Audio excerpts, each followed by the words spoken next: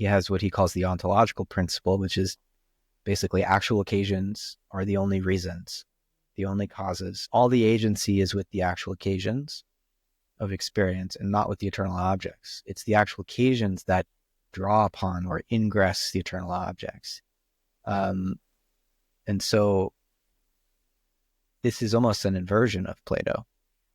But importantly, in inverting Plato, Whitehead is maintaining the importance of having this category of real ideas, as it were, or that these, it's not as easy as saying that his eternal objects are just universals, because of course there are particular eternal objects, so we have to be careful with our words here. But he did think it was important and necessary, again, to justify our knowledge,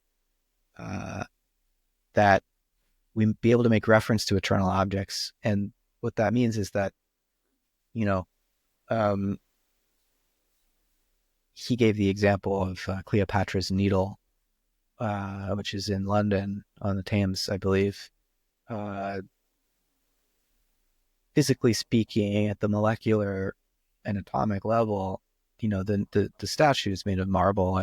I believe that it's constantly losing little bits and gaining other bits, and dirt's accumulating. And so he's like, if we're going to be fussily exact about it, that physical entity, the enduring structure, at a material level is never the same twice.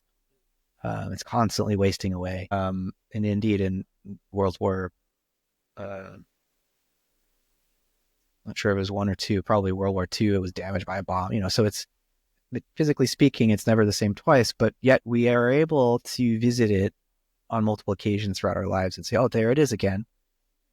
What is it that we're referring to? Whitehead would say, well, it's this complex eternal object that we're recognizing that is, yes, abstract, and yet we're also able to recognize it participating in this physical society, to use his term, or nexus. And so that, for Whitehead, is how we salvage the idea of having definite knowledge of enduring things that we can recognize across different occasions of our lives. Because, if we live in a universe that's just awash in process and relationship and nothing is the same twice, it would start to become really difficult to understand how knowledge is possible. How do we have science? How do we make precise measurements? And so that's one of the reasons that Whitehead found it necessary to introduce this category of eternal objects.